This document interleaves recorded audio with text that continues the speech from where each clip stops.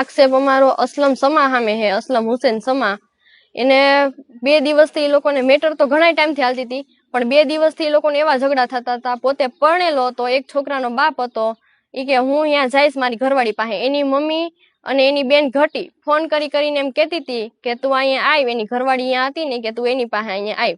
તો મારી બેને એવું કીધું કે હું અહીંયા હું તો તારા મમ્મીને અહીંયા બોલાવી લે, તારે અહીંયા નથી જવું. તો કે હું તો અહીંયા જઈશ એમ કરીને એની ઉપર હાથ ઉપાડ્યો અને મૂકીને 2 દિવસથી વહી ગયો. તો પછી કાલે બપોરે 5 વાગ્યા આસપાસ એને બોલાવી કે તું આય, તારી હારે વાત કરવી છે. શાહિદભાઈ કરીને એનો ફોન આવ્યો હતો, શાહિદ કરીને. અને શાહિદ અસલમ સમાના માસીનો છોકરો થાય. એને એમ કીધું કે તમે અહીંયા આવો વાત કરવી. પછી અસલમ પાસે એના માસીના ઘરે વાત કરવા ગઈ, શાહિદનો ફોન આવ્યો હતો એટલે. પછી અહીંયા હું વાત થઈ હું નહીં અમને કઈ ખબર જ નથી. એને આવીને ગળા ટૂંકો ખાધેલો હે કે એને મારી નાખેલી છે, અમને કઈ ખબર નથી.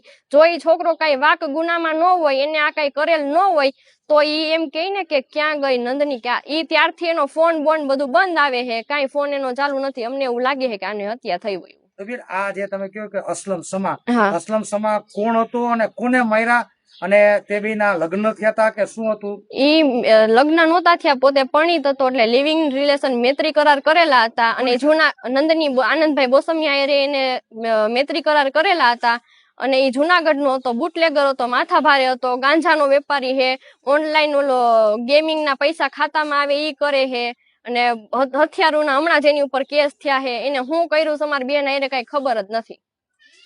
અગાઉ પણ એની ઉપર કઈ અગાઉ એની ઉપર એની અસલમની ઘરવાળી અને અસલમની ઘરવાળીની મમ્મી એ બે થઈ અને એને મારી હતી. એના વાળ કાપી નાખ્યા હતા, માથામાં છરી મારી દીધી હતી, ને ઢીકેન પાટે ઢોરમાર માર્યો હતો એને. ત્યારે અમે કેસ કર્યો તો, એની ફરિયાદી અમારી પાસે બધું છે, જે કઈ જોતું હોય છે એ મળી જાય.